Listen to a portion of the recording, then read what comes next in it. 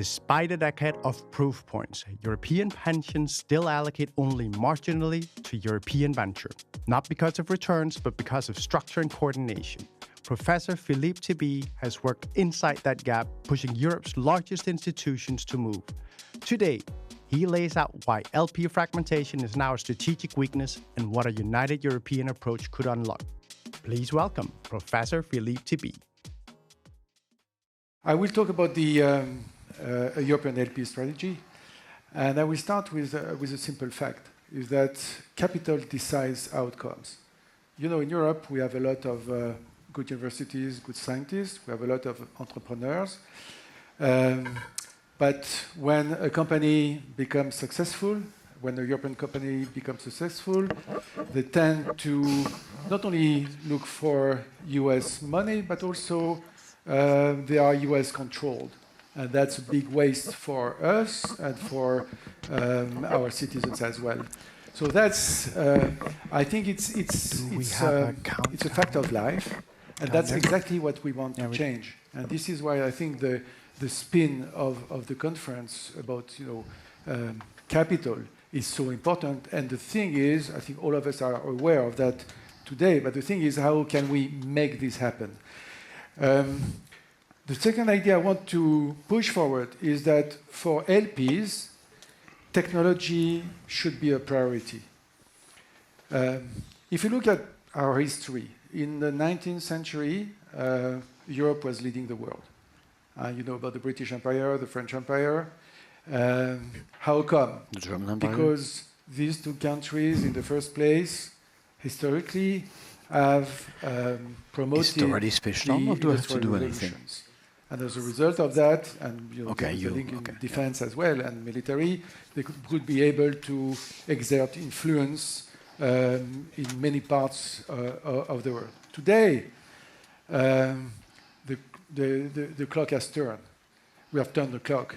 Now Europe is in the middle of between a rock and a hard place. We are faced with two increasingly unfriendly powers, the US and China, that master technology. And they know that technology is the source of power. And what makes things even worse for us, if we do nothing, is that artificial intelligence is not only a hype. Artificial intelligence is a general purpose technology that is very similar to the first and second industrial revolution, because while the latter were the domination of mechanical force, of mechanical energy, artificial intelligence, if that works, will master collective intelligence and will bring the same kind of productivity gains that we experienced in the last century. So, and it means also that that will be shareholders of this venture will get disproportionate return.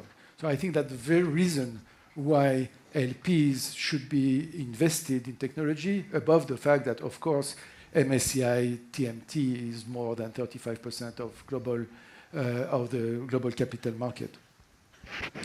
Are we equipped to do that? Yes, I think Europe is equipped to do that. Europe, the savings of the households in Europe are about 35 trillion, north of that probably, euros. It's more than the US, actually, in terms of savings. The issue that we have is that we have savings, we don't have capital. And what we need to find is, or to develop, is a formula to transform savings into capital. Because as we know, since the great economist of the 18th century, and even since Karl Marx, the capital is a factor of production that needs to be employed in full force. So that has been made clear by many reports, starting with the Draghi reports, with frightened everybody because he was talking about 4 trillion euros in 5 years. But again, 4 trillion, if you compare to 35, is not a big deal. I think the mistake in this report is that it promoted public money, which I think is kind of no-go for many people. But we have a lot of private money. So the question is, how are we going to action private money there? The Cookies Noyer report that was delivered in Berlin last week is a strong encouragement to do that via private money, and I will extend a little bit on that. So, what is the? How can we do that? How did we do that in France? I think in France we had public action with private money. The public action was to sponsor the idea at the highest level in the country by the President of the Republic, Emmanuel Macron, to say technology is a good thing. And then we discussed with the insurers that managed 2 trillion in France as a way to persuade them, if I may say, to invest in this asset class, which is a legitimate asset class. That has worked. They have invested so far 14 billion euros in VC and public listed in public equity tech. Together, we have created a platform of 160 funds, 80% of that being VC. One quarter of this being first time, which I think is very good because they are the new energy that has come to us. We have 10 funds managing over 1 billion, which I think is the threshold to go after the big pockets of this world. And what is very important in our mind is that 80% of the money is invested in the EU and half of that only in France. So it's a truly European venture, and that was asked for diversity reasons by the LPs themselves. And the pillar to do that are, political backing. Quite important to put the story in the mind of the people, of the decision makers. It is alignment of interest. We told the LPs that they invest for the returns, not for patriotism. Nobody has been promoted for patriotism, under my knowledge, but for the returns that the team brought. It's governance, which is shared with and which is owned by the LPs, and it's about professional execution. So how can we do that in Europe? The thing we don't want to do is to bring with the French model. I think sometimes we have a reputation in France in giving lessons and lecturing the world. So certainly not in a Nordic country I would do that. What we propose is to create a platform where the willing LPs would meet and invest in VCs that operate in the EU, in different countries that are not bound by national geographies. So we have our initiative in France. The Germans have WIN.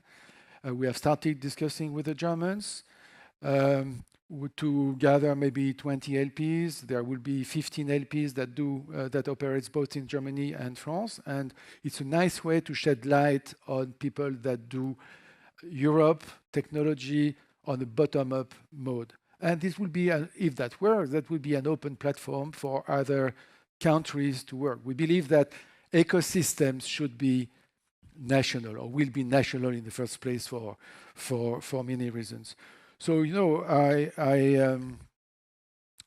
were told that it will be a long speech, and I always overspend 2 minutes. So I will conclude to say that we have a lot of reports that are very good, that we need some action.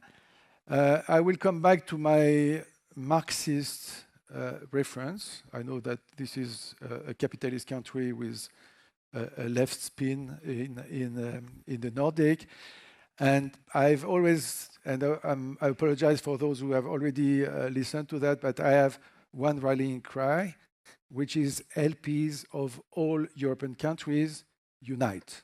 Thank you very much. Chris, I wanted to bring you on, and everyone should hear why. If I start with that framing, we just heard from Professor Tibi. Tibi has been absolutely instrumental in everything that really speaks to getting pension capital, getting insurance capital, as is the case in France, into venture. You've been a similar role in the UK. Can you just describe the initiative that you're taking in the UK and where you've progressed to? Absolutely. Hi everyone, Chris Elphick from the British Private Equity Venture Capital Association. Been working on this for a number of years and a lot of inspired by the great work that Professor Tibi has done. You know, the British were not too modest to take inspiration from France on these things, as we shouldn't be. In a similar way, so as an association for private equity and venture capital funds, we've been tracking for years how, you know, basically, especially in venture, it's one consistent thing when it comes to pension fund investment, institutional investment into UK venture. It's been consistently 0 or 0.000 something every year for the last decade. And while, you know, 10 years ago, everyone thought, well, that's fine. Who cares where the money comes from? I mean, you know, the UK is the third largest venture ecosystem in the world, and you know, it's been as high as 2/3 of the capital that our VC funds have raised comes from overseas, which is great, right? You know, we're attracting inward investment. That's all great, isn't it? But I think, especially as we're talking about, you know, thinking around tech sovereignty, you know, and our own independence. You know, especially in the last few years, we've been thinking, okay, that probably needs to change, because not only from a commercial perspective, all the upside of these brilliant, you know, returns that our members generate are going to teachers in Canada and to US endowment funds and to LPs in the Middle East. We're not, as a nation, getting the upside of this fantastic industry. And then the other side of that is also, you know, especially at the later stages of venture, the UK, even though we have a fantastic, you know, seed Series A ecosystem in particular, at the later stages, we don't have the funds to pick up that investment and scale our companies and keep them in the UK and in Europe. You know, and I'd want personally, you know, the UK to be doing, you know, seen as a, you know, UK and Europe, you know, UK being part of the European ecosystem more and more again.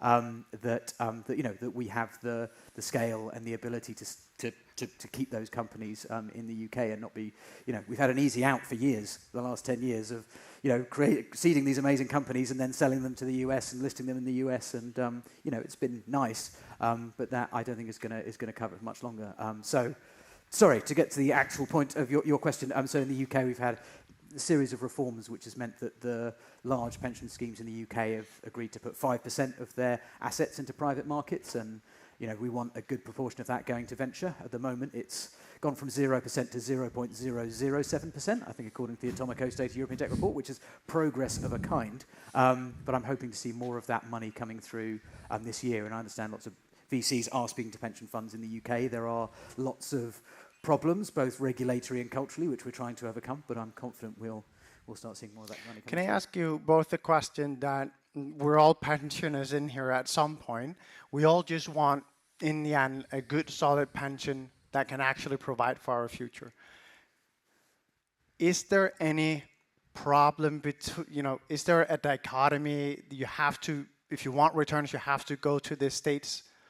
If you want to back Europe's future, you'll go to Europe. Is that a true statement, or is that completely false? I don't think so. I think the LPs in France that are not very much invested in the US either, for maybe a not so wise reason, which is to say our liabilities are in euros, so we prefer to invest in euros anyway. So I mean, in modern finance there should not be that an issue, but that's a fact. So I think the issue is much more against generally reluctance to invest in technology at all stages than Europe. It's just they don't, you know. I think it's a vicious circle. If you don't know an asset class, you don't invest in the asset class. If you don't invest in the asset class, you don't know the asset class, and on and on. So because the asset class is small in the world, maybe 2-3% of the world, some LPs believe that it's not, it's avoidable. It's too much of a hassle for something which will not move the needle. Personally, I think it's not the best fiduciary alignment with the savers, because the theory tells them to invest in all legitimate asset classes, and VC is a legitimate asset classes that has produced the Amazon, Meta, Nvidia, and the like. You know, all the big US tech firms have been funded by VC at some point. So I don't see any asset class that can be more legitimate. And the fact that it's risky is, in my view, is not a problem, because the portfolio, there are some volatile asset classes, some that are not volatile, but the portfolio risk is reduced by diversification, which is also a 101 lesson in finance. So if you miss a legitimate asset class, you miss an opportunity to reduce the risk of the portfolio. Really quickly, I want to ask both of you, and this is the final question we'll make it to cover here. I want to ask you, what are the steps we got to take across Europe, and what steps are being taken when it comes to getting more institutional capital into venture and tech? You know, I think the steps, one side is institutional, driven by the EU and Capital Market Union, 28th regime, and the likes, which is very important, but that will take years.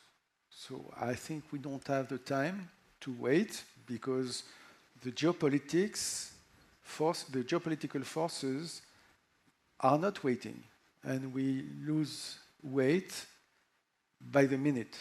So we need to be active. I think my view, that's very personal, is that we must start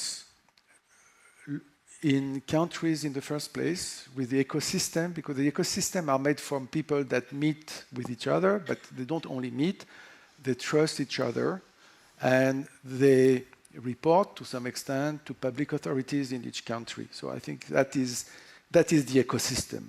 And the ecosystem is institutions and people.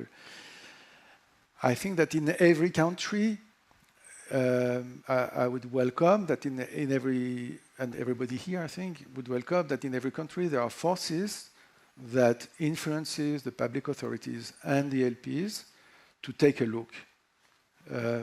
It's only take a look, do the homework, and work the other way around. Justify why you do not invest in venture. That's how we should be, I think, how the problem should be set. So I think that that's really a national push, especially because defense is also in the equation, and that's by definition very national. And then, or in parallel, we must bridge to get the critical mass, because Europe is a continent of a considerable wealth, a GDP that is the second in the world, and our competitors, they are continents. So Germany is not going to save the day, France is not going to save the day, the Nordics, despite all their qualities, are not going to save the day. So we need to work together and find common grounds, because you don't order people to work together. You need to find the right alignment of interest. And we must, because it's finance, and it's all about interest. And I think there is an alignment of interest, which is that the companies in all our countries will be better funded. You know, the reason why, as a French, I've been to maybe Poland 6 times in the 15 months, or Germany, or here in the Nordic, which is a privilege, is that I think that if there is better VC funding in all these countries, it will be better for the French companies, which is the purpose of the French government by definition. So that's a win-win. And that's why every country, even those without a financial ecosystem, should find a benefit in it, because it will fund their companies. So even the companies that are very late on finance, you see Romania, for instance, they have been funded by, they have very successful startups that have been funded by US funds. So their choice is, are you going to be funded by the US or by European VC? And I think the choice should be obvious today. Chris, with a counter that's already 20 seconds beyond. I'll give you the last. I endorse all of that, and I would just add, from the UK perspective, I think getting the balance right. How much carrot, how much stick do we have to sort of turbocharge it and make this happen? Because, as I said, we're coming from a standing start, or a lot of countries are, where it just hasn't happened before, so it's not going to happen overnight. So patient to an extent, but also, the need to see this happening, because at the moment, we're seeing that next wave of technology coming through, and 11 Labs and others, we're seeding them and putting the Series A in the UK, and then who steps in, putting 100 million, rounds in every couple of years. It's the big US funds who keep stepping in. So until we can, we need to just try and challenge that and make sure that doesn't happen, because at the moment, it does seem like we're not as aligned, especially in areas like defence. It is now a national strategic priority, I think, and you're seeing that in European governments, and we need to be as joined up as we can to change that. And I would say to everyone in the audience, you're all opinion makers. We actually can move the needle if we come together to try and influence the people that are in power, both in the regulatory space, but also in our pension funds, to move towards more money for our European tech ecosystem.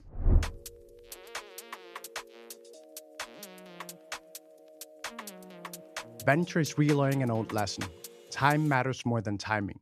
Long-term capital is being tested on patience, governance, and conviction. Christina Brinck from Volvo Group Venture Capital, Daniel Keiper-Knorr from Speedinvest, and Joe Schorge from Isomer Capital operate at that edge, across corporate, institutional, and evergreen capital. They'll unpack what it really takes to succeed as a long-term venture investor today.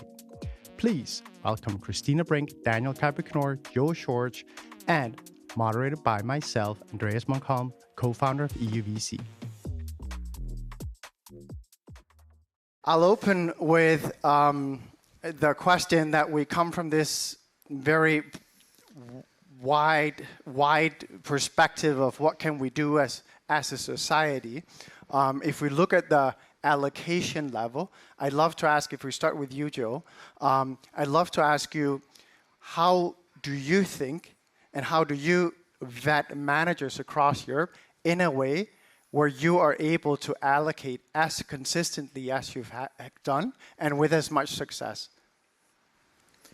Well, the exciting thing about Europe is that great tech companies are coming from everywhere. Literally every company in Europe has multi-unicorns now, which is great. The problem with Europe is that literally every country is creating great things. So how do you deal with that? I think our approach is to try to meet everyone. It's a lot of work. We fly to every single country, we try to meet every VC fund and understand where is the market opportunity, what's their strategy to approach that opportunity, and what's the experience of the team to execute that strategy. I think there's a three-leg stool of any private fund. Exciting market opportunity, strong strategy to approach that to generate return, and then strong team to execute that strategy. In Europe, a lot of the VC community is quite young and new, so you can't apply the track record analysis that you can in other asset classes, right? There isn't 40 years of history. Most of the system rebooted after the financial crisis. So you've got to go to first principles and meet the people and understand what is their experience, how do they execute. And if you do that, it's the most... I think Michiel Tibi said legitimate asset class. If you look at long-term numbers, it's the highest performing major asset class in big statistics. But the dispersion of returns is high, right? When you invest in a company, you may lose your money, you may make 100x. The range of outcomes is unbelievable. So I believe diversification is the way to take the risk out of that. And so far, that's why we run large diversified portfolios for institutions, and that works very well. So every day of the week, we're making money, and every day of the week, we're losing money. But that's the nature of building business. Coming up on almost 100 fund investments, quite significant. Yeah. Christina, you've invested as a pension fund manager before. Now you're doing so on behalf of Volvo Group. Mm-hmm. What Joe just said, does that resonate? Is that how you think about it? Yes, I think I agree. And I think it's very different to change role as an LP, being a financial LP, looking for one type of fund investments, and now being more a strategic LP, looking for another type of investments. And our main strategy is direct investments, but we also have a small fund program. And in this fund program, we are looking for managers that in some way fits into our industry and can drive the growth and the innovation in our industry. How does a fund investment complement your direct investments? I see it mostly from a portfolio perspective, because the direct investments are Series A and beyond, and for the funds we can reach the true venture type of returns with seed and early A.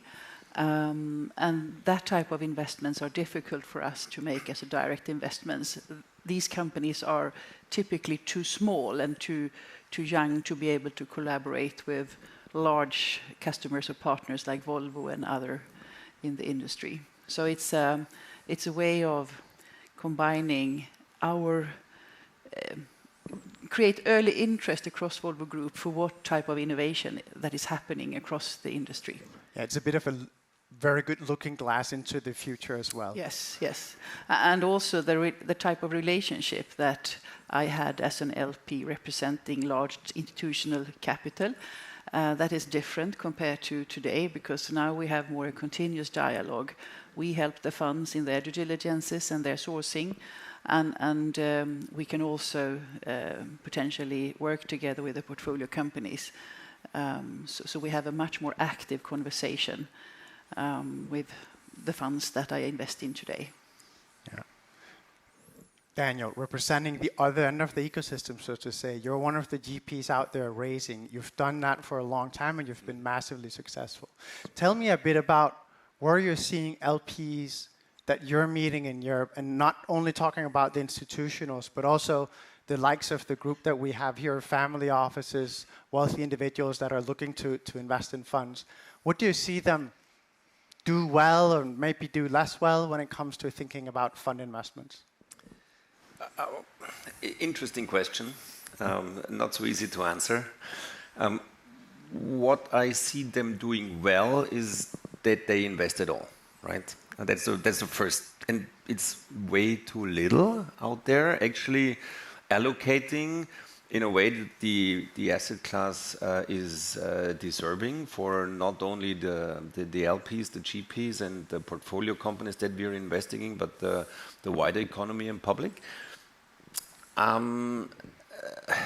What I think most people struggle with when assessing venture as a part of their portfolio allocation is the long-term characteristics of it. It's probably the asset class with the longest insecurity of the outcome, that you have to wait for like 5-6 years to have an idea of your LP ticket. Will it do well? Will it do not so well? How will it do after all? And then truly understanding the power law effect. Yeah. That's something that's so fundamentally not in our human, DNA and brain. We always assume things go linear, and they don't.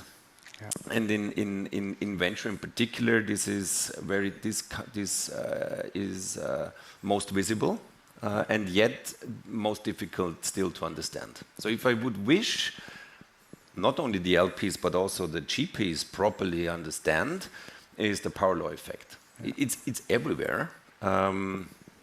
Everything in the end is a hit-driven business. In professional sports, you only see the top 0.1% actually make it into the limelight, and all those others on the way there get hurt or are less fortunate. You don't see. In business, it's no other than in venture. Yeah. Joe, if I can switch to you, because you're obviously also, and oftentimes you're raising from families that are investing alongside you as well, so to say, with a lot of LP commitments themselves. What are you like? I imagine that as a professional capital allocator, you might sometimes feel like you want to bang your head. We'll stick with Daniel. As much as I understand their urge to do so, if I'd be really honest, just don't prior Series C. because the likelihood of the investment to fail is just so big. Yeah. I mean, we run an investment team of nearly 30 people. 30 people across 5 offices that do nothing else but sourcing, scouting, fighting for allocation, and then managing the portfolio. Yeah. This is 30 hopefully highly skilled people. Comes also at a significant budget. Yeah. These are offices in Berlin, Munich, Paris, and London, and Vienna. Among some not the cheapest workplaces. That requires significant financial and personal effort to really build and actually run a portfolio, and yet we calculate with a 60% loss rate. Yeah. So if you, do probably 3 investments, you may expect 1 to work, and still you don't know if it's a massive outcome to justify the risk and the money at risk that you put in. Yeah. Can I, if I ask the two of you, if you were to give one final piece of advice to people wanting to allocate more to venture, what would be your advice? If we start with you, Christina. Yes, I think if you consider invest in venture, you probably have more capital available in other asset classes, and I think you will become a better investor in the other asset classes if you invest in venture, because you start to understand the tech, the pace of development, and often you can see that a venture company, early stage, quite soon ends up in your buyout portfolio. So I think you will become a better investor in general by being active in venture. Great, beautiful. Yeah, it always strikes me, none of us are using less technology year on year, right? It's literally in everything we do, driving your car and so on. So as a longer term trend, you must and you will invest in technology, whether it's through buyout or whatever. I think the power law point, and it ties with my earlier point, which is you must have patience, as you said, but you must diversify because it's a hits business, as you said, and diversification is the way you control for that risk. But my advice, if you haven't yet invested in venture capital, think about entering through secondaries.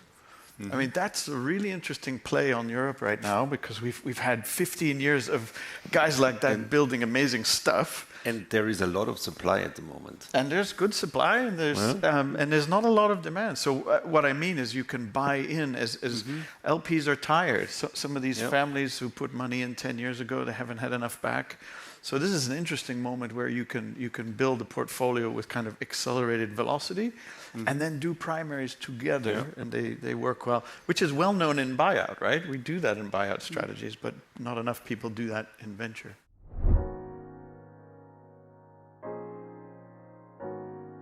You cannot understand European venture dynamics without understanding how public capital actually works. Michiel Scheffer, president of the European Innovation Council Board, sits at that intersection, where public funding, venture capital, and industrial scale meet. In this fireside, we'll focus on execution, how the EIC works with VCs, corporates, and institutions to turn deep tech into European scale. Please welcome Michiel Scheffer in conversation with myself, Andreas Munk Holm, co-founder of EUVC. Michiel, let's just make it clear to everyone. Talk a bit about what you've done with the EIC, how many companies you've helped fund from the early get-go, the focus on deep tech, the momentum that has gotten started, all because, honestly, of the EIC. Well, the EIC itself is a startup. Well, we started only 6 years ago. But in 6 years, we had a difficult start, to be frank, like the ERC 20 years ago. But we have funded by now 742 companies, so it's a big size. We have about 115 trusted investors, so regular investors that co-invest with us. With a multiplier for each euro public money we put in, we get 3.5, well, we don't. Our 742 companies get 3.5 times private capital. So we also, let's say, helping the private market to deepen, to grow. And that has led, as most recently, it was also announced in Davos last week, the next step is also to develop a scale-up fund. So where basically pension funds can co-invest with us in, let's say, the more, let's say, Series BC scaling up startup companies. I got to ask you this question. Why do we need a public actor to act both, of course, at the early stage? I think most people can understand that. But why at the growth stage? Why can we not solve this with private capital? Well, there are different reasons for it. One is an often argument like a market failure. The private market has not done it. That's one argument. The second one is we are in an age of transition. We are moving from a set of technologies to another set of technologies, so the risks are substantially higher, and a public intervention helps to speed up the transition.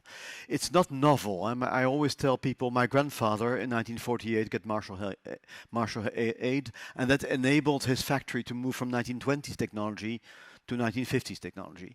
So there's a history of doing that, and also what is important, that public funders have patience. My grandfather paid the loans back 17 years later. And we also in for the long term. There are some people that use the analogy of the way that we fund early stage venture in Europe with public money and grant systems and many different schemes as a bit of a race car that's driving in sand. With that, they mean we use a lot of money, a lot of resources, but unfortunately, it does not move as quick as we would want it to. Can you comment on that critique? Can you say whether you think it's fair? And can you say, how can we overcome it? Well, the analogy of the car and the sand is a tough one. I would remember everyone that Draghi made a report a year and a half ago, and he said we need 800 billion euros a year for all those transitions. We supply 10. So 1/80th of what is needed. So I don't think the perversion of market disruption by us is tremendously high. What I see, and that's an important element for us, is that we are able to bring in private capital joining us.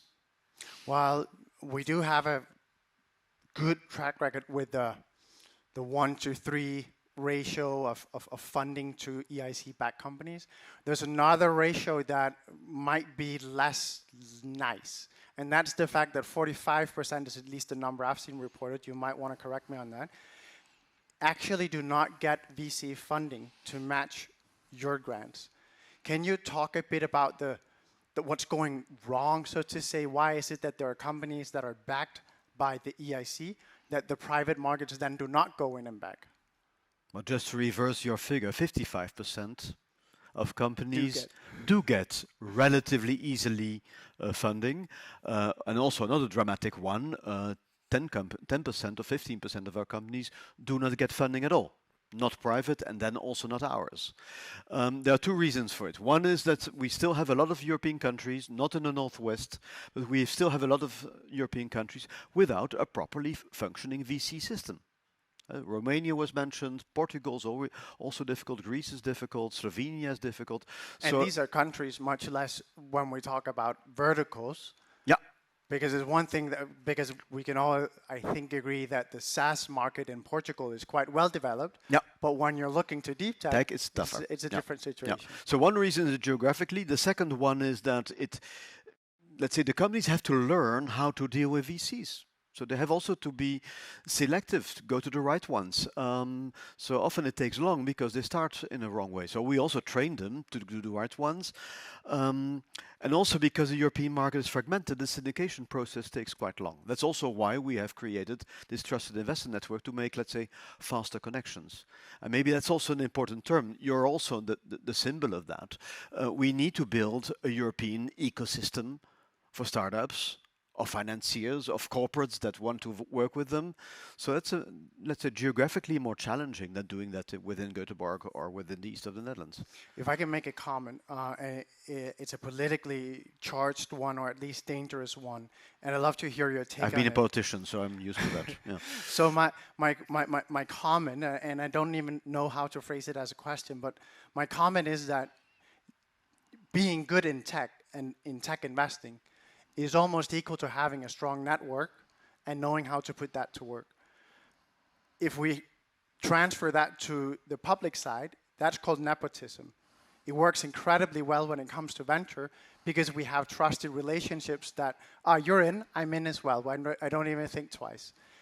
That dynamic is incredibly effective, but it's very hard to mimic and keep up with if you're running a public program. Have you ever thought about that? Well, I think having a system that is not sensitive to nepotism is a benefit. But on the other hand, I mean, I have one experience. I was a regional minister. A company that was with us on the blacklist succeeded in the EIC. Yeah. And I would have said, oh, you shouldn't have done that. So there's no interaction. That's also a benefit, that if you fail in funding at a national level, you can still go on a European level. It happens. What is also important is that sometimes you have those implicit things. For example, there was an interview week last week, and we require 3 people to come for the interview. So you come with a CEO, a CTO, and a CMO, a CFO. So basically, we foster naturally teams starting companies, also often multinational teams. So that also reduces the risk of nepotism. Let me ask you a final question. And this is actually more of an opportunity, I would say, because I'd love for you to talk a bit about the Scale-Up Fund and the initiative and what you're trying to tackle there and the progress on that initiative. Well, it has been launched officially already some months ago. It was, let's say, more prestige launched last week in Davos. The current situation is that we have around 3 billion euros committed. What is interesting is that we have large funds committing, and basically what they look for, mainly the Scandinavians and the Dutch, I would say, they can do their own countries. But we have a deal flow of now, since Friday, more than 800 companies. So we can offer a Swedish fund or a Danish fund or a Dutch fund a European deal flow, which is too expensive to manage as a pension fund.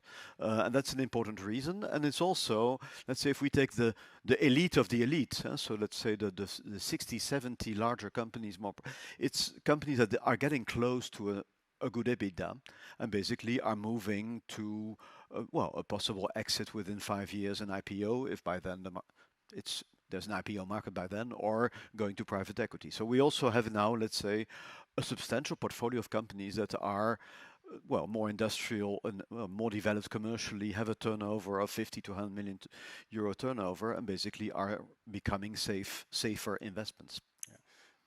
I want to give you the opportunity to say to the group here, and this is one of the reasons why I love the GoWest conference, it's incredibly strong corporate executive ecosystem that's built around GoWest. Can you just give one final statement? What would you want to say to that group in the audience, the corporate executives? What's important that besides, let's say, the funding part, we need our startups to be able to align with larger corporations as clients, sometimes as investors, but mainly as clients, or sometimes as industrial partners to industrialize.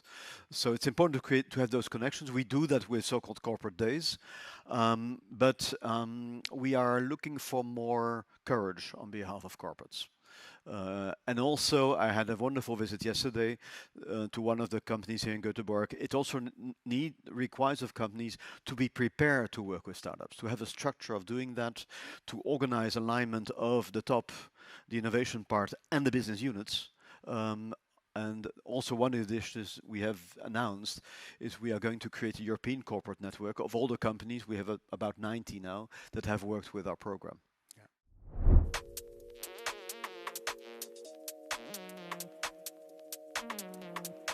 EIF is often described as Europe's quiet giant, everywhere in the venture ecosystem, yet rarely fully understood. Adem Yakisirer works inside that machinery at the European Investment Fund, where LP capital, policy goals, and fund economics meet. In this talk, he'll unpack why EIF exists, how it actually operates, and whether it should be seen as a catalyst, competitor, or something else entirely. Please welcome Adem Yakisirer from the European Investment Fund.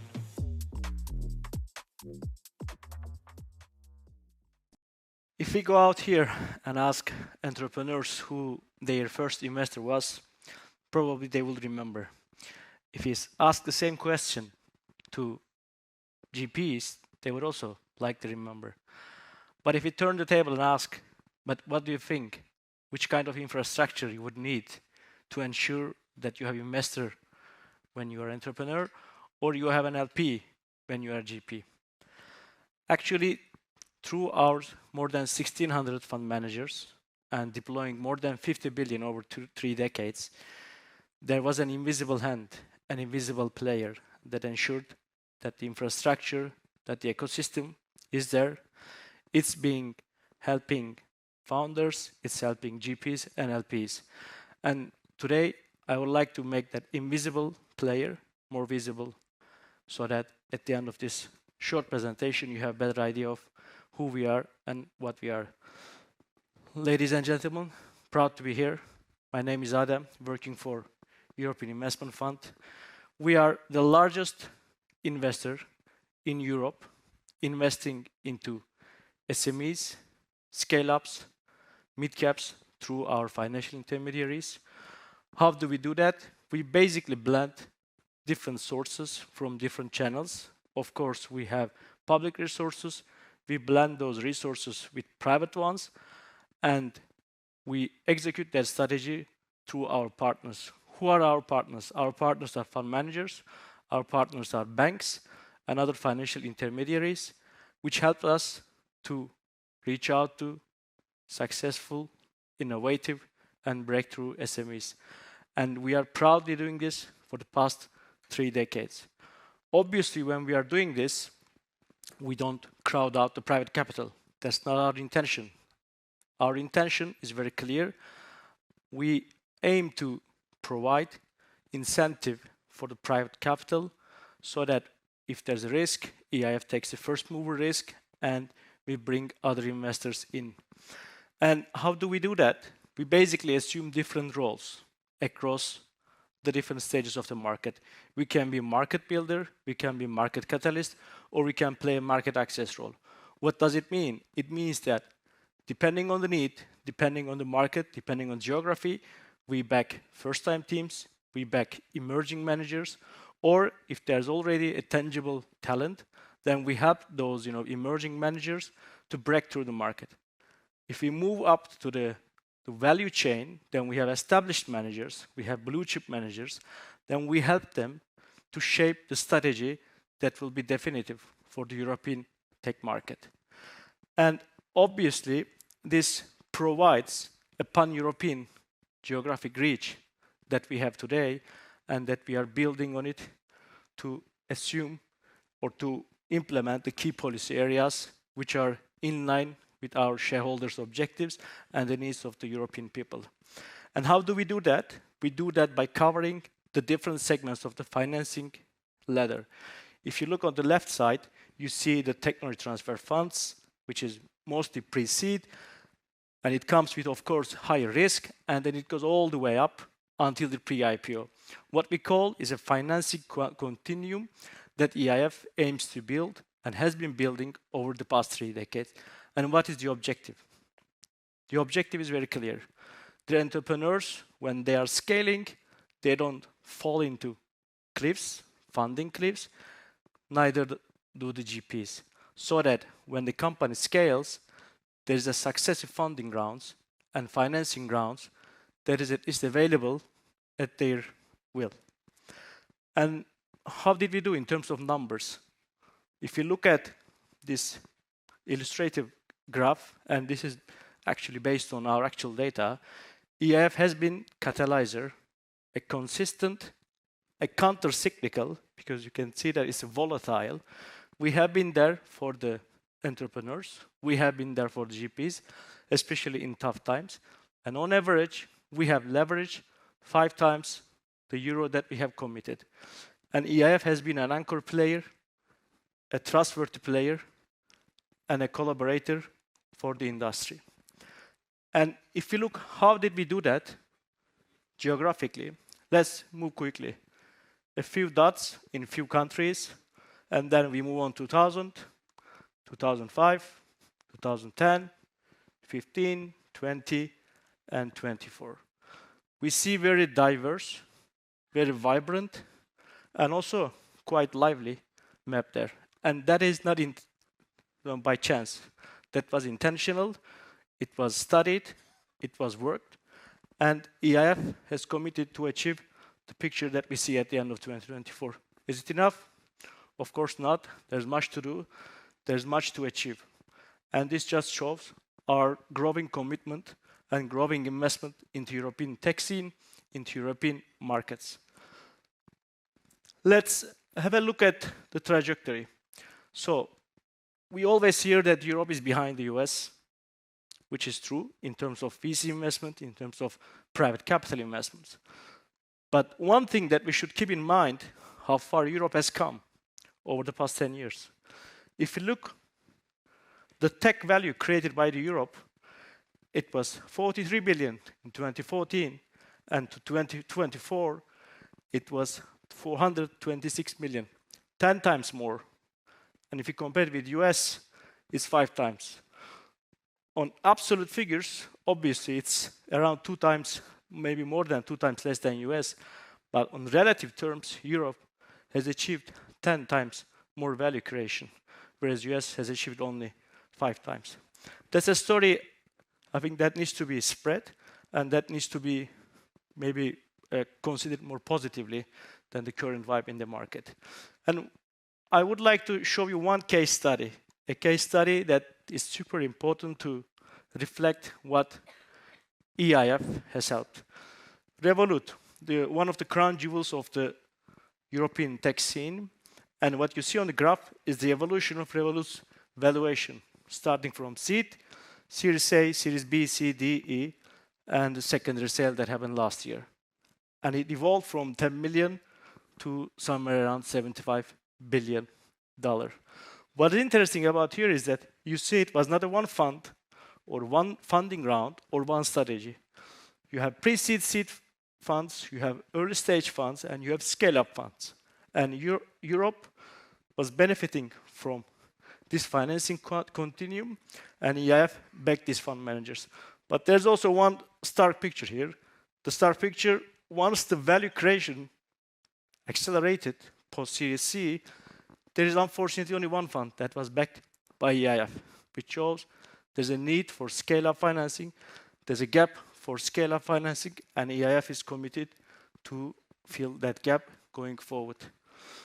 And how are we going to do that? So obviously, Europe has evolved, so has EIF, and there are some key thematic areas that we see are important for the European economy, for the European people.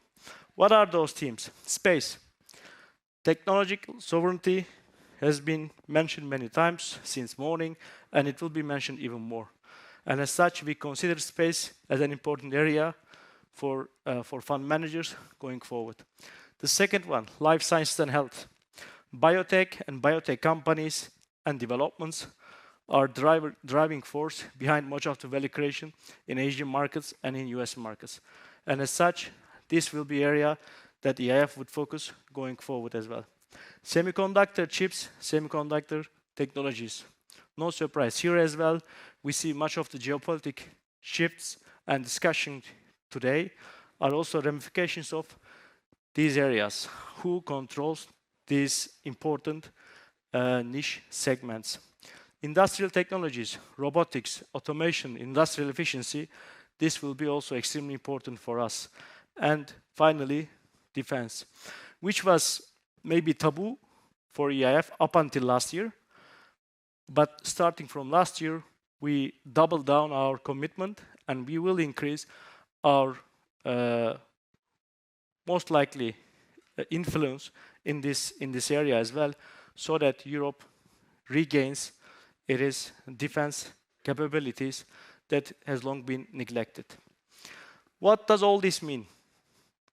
This group of people, of course, you each have different interests, potentially also different questions. What EIF means for entrepreneurs is a continuous funding opportunity.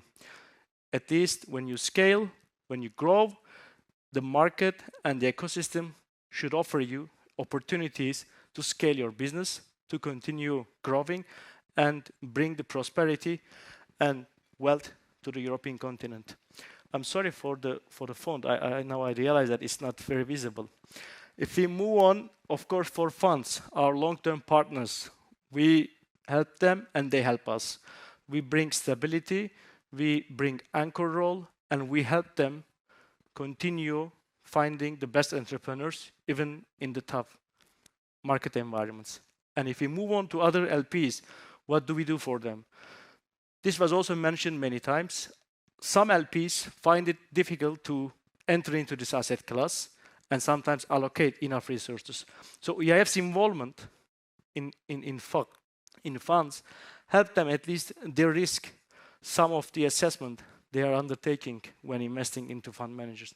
And finally, for the corporate innovation institutions or corporate LPs, of course, we help them and we offer them an innovation pipeline that is strongly linked with their objectives to remain competitive in the market.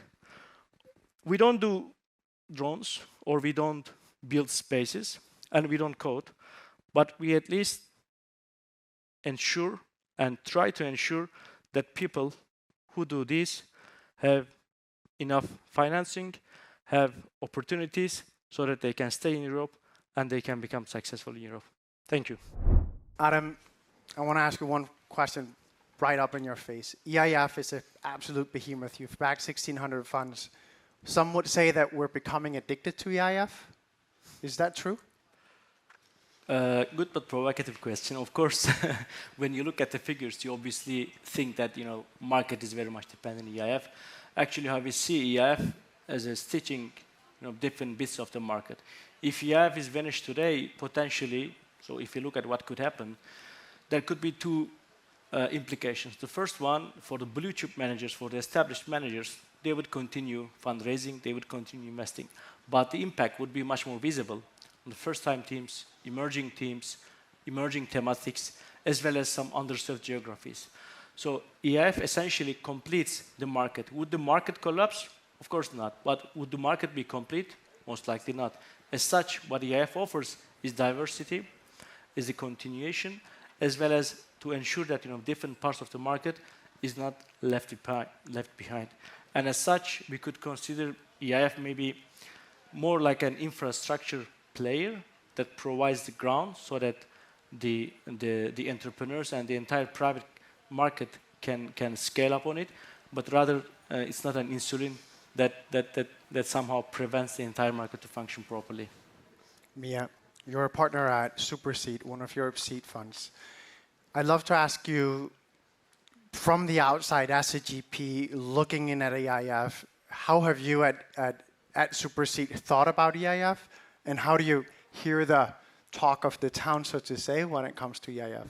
Yeah, so I think we talked about whether securing funding from EIF is like a golden ticket, and we talked about I see it more like a hunting license, if that makes sense. So if you have institutional backing from EIF, or in our case we have British Business Bank, it kind of gets you through the door, but it won't get you the check. It kind of sends a signal to the market that you've had institutional investors looking through all your things, and you passed that test. But all the other LPs still have their own processes, their own internal politics. And so far, having BBB in our fund hasn't secured us any check. It's just gotten us through the door. There's a counter argument on that, which is, of course, that if you don't get it, for whatever reason, it can be more difficult to then get through the door because it's a signal to private market LPs. Now, wait a second, you don't have EIF? Like, what's going on here? Or in Denmark, it would be IFO, or in the UK, it would be BBB. Have you ever considered it that way? You see lots of funds raising without having any of the institutional LPs on board. So no. As I said, I think if you do get them on board, it can kind of open more doors for you. But those doors can be opened without them as well. It's just more work. Yeah. Adem, can you talk a bit about how you steward that role in the ecosystem? For us, of course, it's a big responsibility. Sometimes when we decide not to invest into funds, we always receive the question, but how am I going to explain this to other prospective LPs? For us, what matters the most, we mentioned this leverage effect, we mentioned the signaling effect. For us, what we would like to at least ensure there is a continuous and steady participation from other institutional LPs and private LPs into the asset class. Of course, EIF is trying to ensure that role, through several, rigorous investment assessment processes. But ultimately, we cannot serve the entire market. There will always be some players who who will be unfortunately rejected, but it doesn't mean that they are not good managers. Because we assess for that particular fund, for that particular strategy, and for that particular moment. And if that moment is not right, it might have nothing to do with the fund manager. But at least we try to pass that message as nicely as possible, and we even offer our support for them to communicate with their future and prospective LPs, so that their story is not presented in a wrong way. Let's put it this way. I'd love to ask you a bit about market distortion. I'll start with you, Mia. Having a player like EIF, which is politically motivated, so to say, meaning that you have places where you want to see capital going. As an example, deep tech is a big focus, defense and so on. Does that sometimes act as a bit of a too strong carrot for managers? Well, I think in our case specifically with Superseed, our investment thesis is physical AI, which means that we invest in software that empowers the physical industry. So when Europe talks about sovereignty and resilience, we were either lucky or like we were kind of there already. So I think I want to be honest, if EIF came out tomorrow and said now we're only backing consumer applications, we wouldn't pivot. Like we couldn't afford to, because we're set out to build like a 15-year track record, and if you kind of blow in the wind, like with 3-year policy changes, you can't really build that track record. So I think as a fund, you kind of have to stick to your thesis if you want to build that track record. So, Adem, let me ask you a different question, or the same question with different words, which I think might make you answer differently. I would be surprised if you have not seen managers come back with strategies you had never thought they would implement based on what they said last time they were around. So that's a good question, and we have seen it over the past couple of years. So in 2020s, it was climate, and now we see some of those fund managers coming back with different strategy. But obviously here we are not prioritizing the policy objectives over the financial returns. Ultimately, the technology sovereignty has become the market reality, and the markets are being shaped, if not immediately, are being shaped, and in the medium and long term will be shaped by that reality, and it creates an opportunity. And it's normal for fund managers to grasp that opportunity, because even maybe today the commercial demand is not here, it will be there. This is what we have done 10, 15 years ago when European software was still underserved. EIF took bet. We invest in fund managers who became extremely successful, and we have seen many good examples of those fund managers who backed potential technology champions that Europe has basically in the house today. And as such, we obviously don't expect fund managers to become policy instruments for us.